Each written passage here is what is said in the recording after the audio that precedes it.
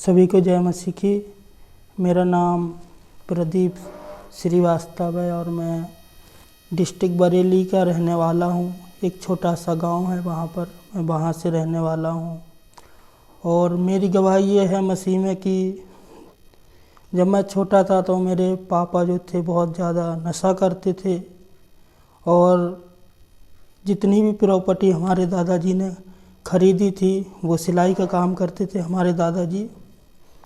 तो उन्होंने नशे में, पाप में, व्यभिचार में सारी ज़मीन जो थी बेच ली। और हम छोटे छोटे भाई थे। मैं उस टाइम लगभग 5 साल का था। बड़ा भाई मेरा करीब 8 साल का था और छोटा भाई मेरा 3 साल का था। और हमारे पापा ने सारी ज़मीन बेच ली और हम इतनी आर्थिक तंगी में आ गए थे कि हमारे लिए 2 वक्त की रोटी भी नहीं मिलती थी। फिर मैंने देखता था बगल हमारे पड़ोस के बच्चे अच्छी अच्छी चीज़ें खाया करते थे और हम लोग जो थे 2 वक्त की रोटी के लिए तरसा करते थे। तो कई बार मैं अपनी माँ से जिद करता था, मुझे ध्यान है अभी भी, कि मम्मी मुझे रोटी खानी है। तो माँ कभी हाथ पकड़ के किसी के घर ले जाती थी और कहती थी कि मेरा बेटा भूखा है, इसे 2 रोटी दे दो। तो वो रोटी लेकर मेरी माँ घर आ जाती थी। कोई 2 रोटी दे देता था तो उसको घर पे लेके आ जाती थी और हम तीनों भाइयों में बांट के खिला देती थी। रात को हमारे पापा जब आते थे तो वो नशा करके आते थे और घर में कोई रोटी वोटी नहीं हुआ करती थी। तो मेरी माँ को गंदी गंदी गालियाँ दिया करते थे और कभी कभी मारते भी थे। और मैं छोटा था और मैं कभी चादर ओढ़ के रोता रहता था कि हम लोगों का जीवन ऐसा क्यों है, हमारे जीवन में खुशहाली क्यों नहीं है। तो ये सब हमारे जीवन में होता रहा। फिर इस तरह से लगभग मैं 10 साल का हो गया और मेरे स्कूल में मेरा नाम भी लिखवाया मेरी माँ ने। लेकिन जब हमारे लिए खाने को ही नहीं मिलेगा तो हम पढ़ने जाएंगे तो कैसे पढ़ेंगे, क्या करेंगे, ये कुछ समझ में नहीं आता था। तो हम इस तरह से धीरे धीरे 10 साल के हो गए और 10 साल के बाद हमने जो है सोचा कि अब हम काम करेंगे। फिर हमने जो है काम करना शुरू करा। किसी की मजदूरी करने जाया करते थे। 10 साल की उम्र में ईंट पत्थर का काम करते थे, राजमिस्त्री होते थे। वो गांव की भाषा में अंट संट बोला भी करते थे। और वो छोटी सी उम्र में जब मैं 5 ईंटें लेके जाता था तो मालिक कहता था कि तुम इतना कम काम क्यों करते हो, 10 ईंटें एक बार में लेकर आओ। तो इस तरह से बहुत सारी दिक्कत तकलीफ़ों का सामना करते करते हम बहुत ज़्यादा तकलीफ़ में थे और हमने अपने जीवन को बिताया। और घर में कलेश होते देखा। मेरी माँ जो थी पूजा करती थी, बहुत ज़्यादा भगवान को मानती थी बहुत ज़्यादा। और फिर भी मैं देखता था हमारे घर में कलेश है और वही गाली गलौज, माँ को मारना। और मेरी माँ रोती रहती थी और वो हम लोगों अपने बच्चों की खातिर क्या करती, परेशान रहती थी। कभी कहीं से मांग के खिला देना, किसी के यहाँ से आटा मांग लेना। तो इस तरह से जीवन चलता गया। और इस तरह से मेरी उम्र जो थी, गांव में काम करते करते किसी के यहाँ मजदूरी करने जाते थे तो वो कोई तो पैसे टाइम पर दे देता था तो कोई पैसे नहीं भी देता था। कई बार ऐसा होता था कि हम दिन भर हमने काम किया और हम उम्मीद रखते थे कि शाम को हमें मालिक पैसे देगा तो हम रोटी खाएंगे। और कई बार ऐसा भी होता था, काम करा और सारे दिन काम किया, फिर शाम का टाइम हुआ पैसे मांगे तो मालिक मना कर देता था और कहता था कि आज हमारे पास पैसे नहीं हैं, आप जो है 2 दिन के बाद लेना या 3 दिन के बाद लेना, हम अनाज बेच के दे देंगे। तो गांव में काम करने के बावजूद भी था कि 2 वक्त की रोटी मिलना मुश्किल हो जाती थी। फिर हमारे पापा जो थे उन्होंने देखा अब कोई जरिया नहीं रहा, ज़मीन सारी बेच की वो खर्च कर चुके हैं पैसे, फिर वो दिल्ली आ गए। तो वो 15 साल की उम्र में मुझे दिल्ली लेकर आए और जहाँ वो एक सिलाई की फैक्ट्री में कारीगरी करते थे और वहाँ पर उन्होंने मुझे हेल्परी में लगवा दिया। और हेल्परी में जब लगा था तो हेल्परी करने वाले की कोई अहमियत नहीं समझता था फैक्ट्री में। जितने भी कारीगर थे सब तुच्छ नज़र से देखते थे और बदतमीजी से बोला करते थे किसी काम के लिए। कभी कोई काम गलत हो जाता था तो गाली भी दिया करते थे। इस बीच क्या हुआ, ऐसे ही गुजरते गुजरते 2 साल हो गए और उस 2 साल के बाद हमारे पापा जो थे उनका देहांत हो गया। वो गांव चले गए और वहाँ उनकी मृत्यु हो गई। उसके बाद 2 भाई गांव में मम्मी के पास रह गए थे और वो वहाँ मेहनत मजदूरी करते थे। मैं दिल्ली में था तो दिल्ली में जिस फैक्ट्री में हेल्परी करता था उस फैक्ट्री में कारीगर मुझे बहुत सताते थे और कहते थे कि सभी लोग एक हिसाब से हमें बहुत नीची नज़रों से देखा जाता था और हमें तरह तरह की यातनाओं का सामना करना पड़ा।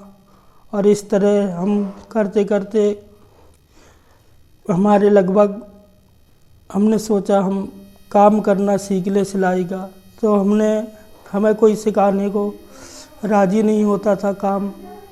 तो फिर हमने धीरे धीरे बाहर फील्ड में हमें मालिक ने भेजा और वहाँ जाकर हमने अल्टर बनाना शुरू करी और इस तरह देखते देखते हम सिलाई का काम सीख गए। और मेरी उम्र लगभग उस टाइम 20 साल की हो चुकी थी। और फिर जब मैं कमाने लगा तो फिर मेरा जीवन जो था जैसे हमारे पापा का जीवन था उस तरह से हमारा भी जीवन पाप में चला गया। वो पाप में इस तरह गया कि हम तरह तरह के नशे में हमारा जीवन गया, पापों में व्यभिचार में जीवन चला गया। और हम बहुत ही ज़्यादा जब व्यभिचार में जीवन गया लड़कीबाजी करने में तो फिर हम नशा भी करने लगे थे, तरह तरह की टेंशन में रहने लगे और धीरे धीरे मेरी ज़िंदगी इतनी बर्बाद होती जा रही थी कि मुझे हर तरफ मौत ही मौत नज़र आने लगी। मेरा हाल एक उस इंसान की तरह हो गया था जैसे कि कोई सड़क पर फुटपाथ पर चरस पीने वाले पड़े रहते हैं, उनकी तरह मेरा जीवन हो गया। और इसी बीच इससे पहले जो था जब मैं 20 साल का था, जब मैंने कारीगरी शुरू करी थी तो हमारे एक दोस्त थे जिनका नाम सुनील था। उनका भी जीवन जो था बहुत गलत रहा, लेकिन वो यीशु मसीह में जाने लगे थे। तो उन्होंने हमें 2016 में एक बार वो हमें मिले आकर, क्योंकि 2009 में हम उनके साथ रहे थे 1-2 साल रूम पार्टनर बन के। उसके बाद उनकी शादी हो गई और वो अलग रहने लगे, तो मेल जोल थोड़ा कम हो गया था, बहुत कम मिलना जुलना होता था 2-3 महीने में कभी। तो इस बीच धीरे धीरे 2016 में जो था मैंने अपने जीवन को इस हद तक मैं टेंशन में डिप्रेशन में चला गया कि मैं अपने जीवन को ख़त्म कर लूँगा। और मैं कमरा बंद करके मैंने अपने जीवन को ख़त्म करने का प्लान बनाया। इससे पहले मैंने बहुत सारे देवी देवताओं की पूजा करी थी कि शायद मैं डिप्रेशन से निकल जाऊं, टेंशन से निकल जाऊं। दिल्ली में रहते हुए कालका जी, झंडे वाला, छतरपुर मंदिर, बहुत जगह मैंने माथा मारा। मैं दरगाहों पे गया कि शायद अल्लाह खुदा कोई होता है तो मेरी सुन ले और मुझे इस डिप्रेशन के जीवन से निकाल ले। मैं मेडिकल पर जाया करता था और सोचता था कि कोई मेडिकल वाला मुझे नींद की गोलियां दे दे जो कि मैं रात को सो जाऊं, लेकिन मुझे नींद की गोलियां नहीं मिलती थी क्योंकि मेरे पास इतने पैसे नहीं होते थे और कोई मेडिकल वाला नींद की गोलियां देता भी नहीं है।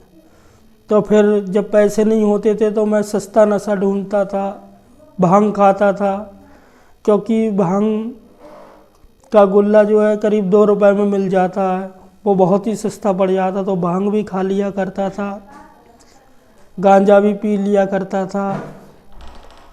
और हमारा भाई जो था, एक बड़ा भाई साथ में रहता था कमरे में, उसका भी जीवन मेरी तरह था।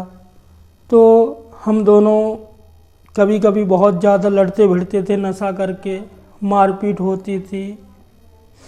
एक बार तो ऐसा हुआ था, मेरा भाई चाकू लेके मेरे सीने पे बैठा हुआ था और मैं इस तरह से उसका चाकू पकड़ा हुआ था कि कहीं ये मुझे मार ना दे, और मैं चिल्ला रहा था। उस टाइम कई पड़ोस के 3-4 लोग आए, उन्होंने मुझे पकड़ लिया। तो मैं आराधना पूजा तो करता था, लेकिन मेरा जीवन पाप से नहीं निकल पा रहा था और मैं बहुत ही ज़्यादा परेशान था। सुबह 4 बजे उठ के बालाजी की आरती करना, हनुमान चालीसा पढ़ना, और उसमें होम थिएटर था उसमें चला देता था, मैं लोबान जलाता था, आरती करता था। लेकिन कोई जीवन में जितना ही मैं पूजा आराधना कर रहा था उतना ही मेरा जीवन अंधकार में जा रहा था। मैं समझ ही नहीं पा रहा था मैं करूं क्या, क्योंकि धीरे धीरे 2004 में तो मेरे पापा गुजरे थे, 2007 में मम्मी भी गुजर गई थी, और रिश्तेदार जो भी मिले, एक दो ने मदद करना चाहिए तो कहते थे कि हम तुम्हारी शादी करवा देते हैं, तो वो भी पैसे का प्रस्ताव रखते थे कि इतना पैसा खर्च करो तो हम तुम्हारी शादी करवाएंगे। तो संसारिक जीवन में हमें ये महसूस होता था कि यही ज़िंदगी होती है, शादी करो और पैसे कमाओ, बच्चे पैदा हों, उनकी परवरिश करो। लेकिन मैं परमेश्वर के बारे में कभी कुछ नहीं जानता था। जब मैं इन सब चीज़ों से तंग आके अपने जीवन को ख़त्म करने वाला था 2016 में, और उस वक्त हमारे एक रिश्ते ने करीब 60,000 रुपए की बेईमानी कर ली, और फिर तरह तरह का लालच दे के फिर मुझे छोड़ दिया ऐसे ही। फिर मैंने सोचा कोई दुनिया में हर जगह ऐसा ही है, हर जगह धोखाधड़ी है, सब लोग फरेब करते हैं, और फिर मैं और ज़्यादा नशे में डूब गया। और मैं धीरे धीरे 2016 में करीब 22 मार्च की बात है, और मैं अपने कमरे में मैंने दरवाज़ा बंद किया और मैंने उस दिन ये डिसाइड किया कि ना तो इस दुनिया में कोई परमेश्वर है और ना ही होता है जो किसी की कोई मदद करे, क्योंकि मुझे लगता था ये पूजा आराधना ये सब ढकोसला है। क्योंकि मैं 5-6 साल आराधना करने के बाद दूर दूर जा के बालाजी जाता था, साल में 3 चक्कर लगाता था, और मैं सोचता था कि कोई परमेश्वर मुझे डिप्रेशन टेंशन से निकाल लेगा। मेरा जीवन, हालांकि मैं नशा तो करता था, लेकिन मैं एक अच्छा जीवन भी जीने की मेरे अंदर च्वाइस थी, जो कि धोखाधड़ी और दुनिया में लोग फरे भी मिलते गए और लोगों ने मेरा इस्तेमाल किया। और फिर ऐसा नहीं है, उन्होंने मेरा इस्तेमाल किया, मैंने भी जब नशे में पड़ गया मैंने भी लोगों का इस्तेमाल किया। इस तरह से मैं नशे में डूब के पूरी ज़िंदगी को तबाह करने जा रहा था और अपने जीवन को ख़त्म करने का मैंने फाइनल फैसला लिया 22 मार्च 2016 में। उस टाइम मैंने लास्ट प्रार्थना एक करी थी जो मुझे आज भी याद है। मैंने सोचा कि मरने तो मैं जा ही रहा हूँ, तो क्यों ना दरवाज़ा बंद करके हम एक ऐसी प्रार्थना करें, पुकारें। हो सकता है क्योंकि जब हम किसी पे आस्था रखते हैं तो जीवन की लास्ट सांस तक ये आस रखते हैं कि हम शायद कुछ बदलाव हो जाए जब सारे रास्ते बंद हो जाते हैं। तो मैंने पहली बार मैं बहुत ज़्यादा रो रहा था। लगभग दिन में 1 बजे से लेकर 1:30 बजे तक मैं बहुत रोया और मैंने घुटने टेक के अकेला कमरे में था और अंतरात्मा से पुकारा कि कोई परमेश्वर, अल्लाह, खुदा, जितने भी नाम मैं जानता था सबको पुकारा। मैंने कहा अगर कोई परमेश्वर होता है तो मुझे बचाए। तो मुझे आज भी ध्यान है, हमारे एक दोस्त जो 2009 में हमारे पार्टनर रहा करते थे और उनकी शादी हो गई, फिर वो अलग अपने शिफ्ट हो गए, वो यीशु मसीह में जाने लगे थे। तो उन्होंने मेरा दरवाज़ा करीब 2:30 बजे के टाइम खटकाया। 2:30 बजे के टाइम मेरा दरवाज़ा खटखटाया और मैंने जब 2:30 बजे के टाइम मेरा दरवाज़ा खटखटाया, उनका नाम सुनील है, तो उन्होंने मेरा दरवाज़ा खटखटाया तो मैंने हैरान रह गया कि आज ये कैसे आ गए, क्योंकि ये तो मिलता ही नहीं है कभी।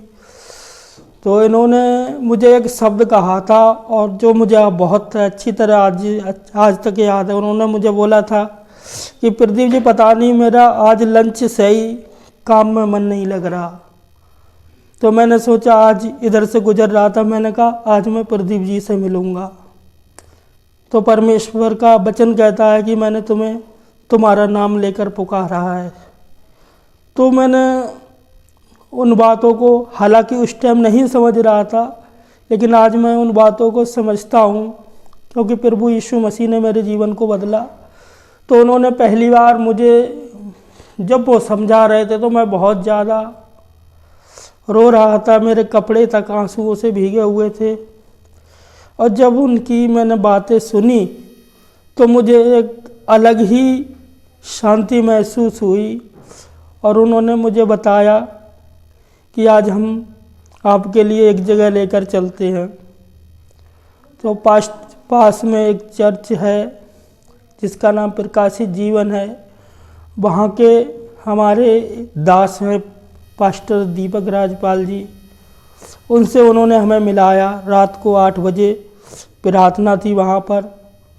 तो मुझे पहली बार अपनी पूरी लाइफ में पहली बार ये महसूस हुआ कि आज मैं किसी अच्छी जगह, सही जगह आया हूँ, पवित्र स्थान, और जहाँ पे परमेश्वर की मौजूदगी है।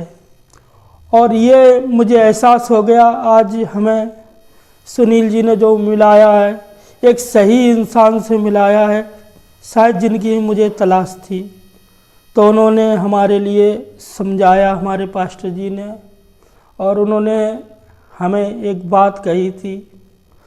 और अक्सर हमें गुरुओं की, जो हमें सिखाने वाले होते हैं, उनकी बात हम जब संसारिक जीवन जीते हैं तो एक अलग से महसूस होती है, लेकिन ऐसा लगता है कि ये कुछ अलग के हटके कह रहे हैं जो हमारी बुद्धि से परे होती है। तो उन्होंने हमें बोला था कि तुम कुछ भी हो, चर्च में ज़रूर आना, प्रार्थना भवन में ज़रूर आना, और प्रार्थना में कंटिन्यू आते रहो, सब कुछ सही हो जाएगा। और एक दिन उन्होंने मुझे बोला, जिस दिन आपका मन करे उस दिन आना है, लेकिन जिस दिन मन ना करे उस दिन ज़रूर आना। तो मैंने सोचा थोड़ी देर, मैंने ये सब क्या होता है, क्योंकि परमेश्वर के दास जो होते हैं, जिन्हें परमेश्वर चुनता है, वो कहीं ना कहीं वो जानते हैं पूरी तरह कि इंसान के जीवन में कमी कहाँ पर है, और जिसे कहते हैं हम शब्द ही परमेश्वर है। उत्पत्ति की पुस्तक में लिखा है, आदि में परमेश्वर ने जब सृष्टि की रचना की तो पृथ्वी बेडौल और सुनसान पड़ी थी और गहरे जल के ऊपर अंधियारा था तथा परमेश्वर का आत्मा जल के ऊपर मंडलाता था। तो वो शब्द हुआ, तो परमेश्वर ने कहा उजियाला हो, तो उजियाला हो गया। इस तरह से परमेश्वर ने पूरी सृष्टि की रचना की। और यूहन्ना की पत्री में लिखा है आदि में वचन था और वचन परमेश्वर के साथ था। आगे लिखा है यूहन्ना की पुस्तक में कि वचन देहधारी हुआ। तो वह यीशु मसीह जिसने का वचन हमें हमारे मित्र सुनील ने सुनाया और उन्होंने हमें हमारे दास पास्टर दीपक राजपाल जी से मिलाया, तो उस दिन हमें पहले दिन ये एहसास हो गया कि परमेश्वर होता है। और हमने यीशु मसीह की शिक्षाओं में जाना शुरू कर दिया, वचन सुनना शुरू कर दिया। और धीरे धीरे मैं क्या देखता हूँ कि मेरे जीवन से सिगरेट वगैरह, पान वगैरह, गुटखा वगैरह बहुत मैं खाता था, भांग खाता था, शराब पीता था, गांजा पीता था।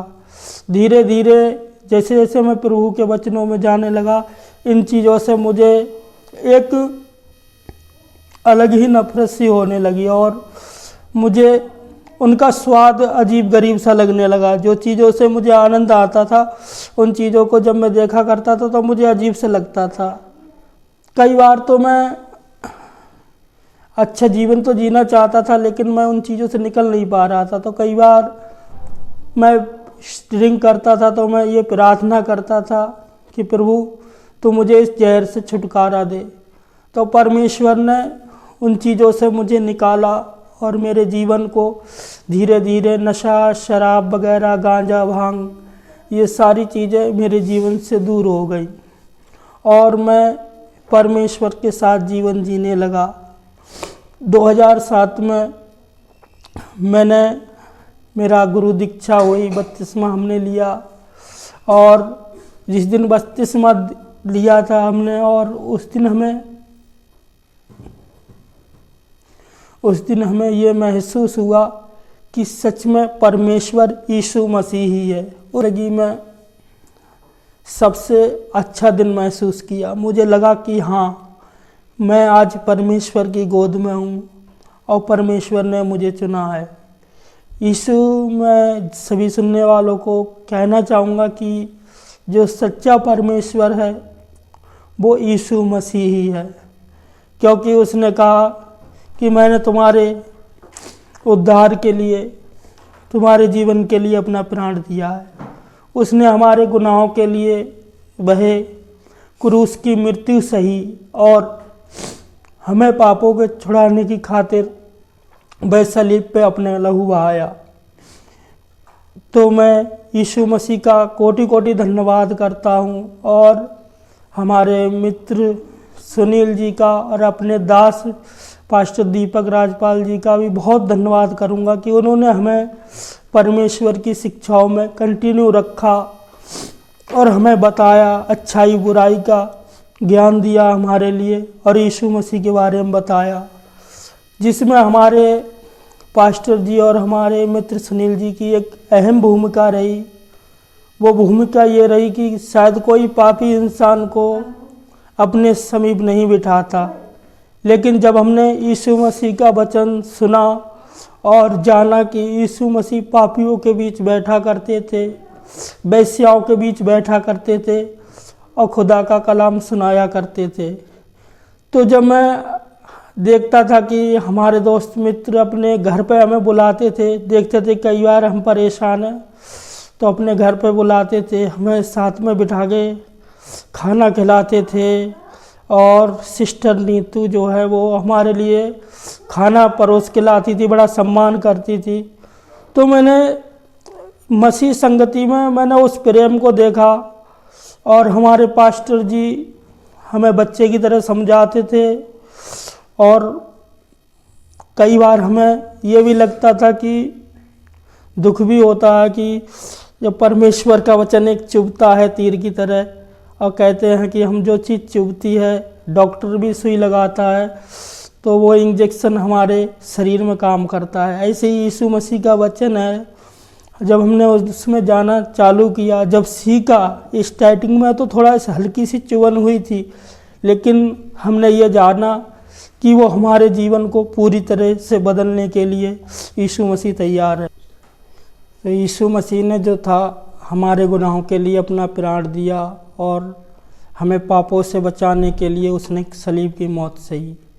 जो पाप मेरे जीवन में चल रहा था, जिसके द्वारा मेरे पापा ने सारी ज़मीन बेच दी और हमारे लिए रोटियों के लिए जगह जगह भटकना पड़ा, और उसी पाप में मेरा जीवन गया।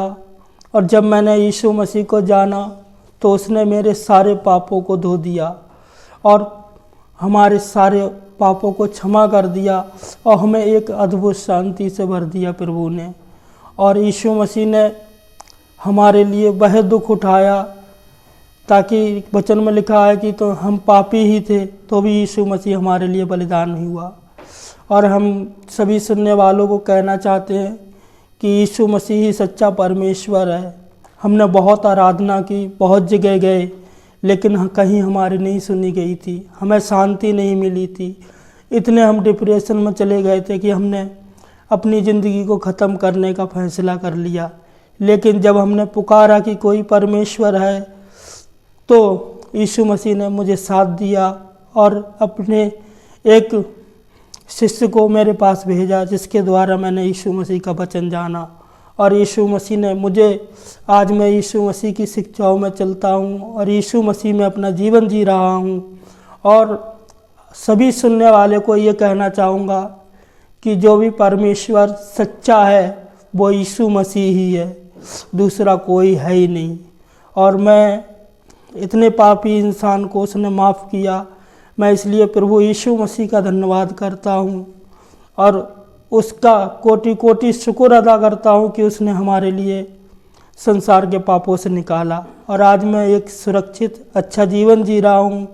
और मुझे आज महसूस होता है कि प्रभु यीशु ने मुझे एक नया जीवन दिया है, और जहाँ रोना दो दांत पीसना था, अब ज़िंदगी में आनंद ही आनंद है। पहले मैं कमाता था, सारा खर्च कर लेता था, लेकिन अब जो है मैं कमाता हूँ, पैसे भी बचाता हूँ और प्रभु यीशु मसीह की शिक्षाओं में चलता हूँ और प्रभु यीशु मसीह हमारा उद्धार करता है। सभी सुनने वालों को कहूँगा कि जो भी यीशु मसीह के पास आएगा वह जीवन पाएगा। उसने कहा कि मैं तुम्हें जीवन देने आया हूँ ताकि तुम बहुत आयत का जीवन। तो यीशु मसीह हमें स्वर्ग का जीवन देने आया है और मैं ऐसा विश्वास करता हूँ कि जो भी यीशु मसीह के पास आएगा वह जीवन पाएगा और उसके गुनाहों को प्रभु यीशु मसीह क्षमा करेगा। सभी को मैं इसी बात के साथ अपनी बात को समाप्त करता हूँ। सभी को जय मसीह की।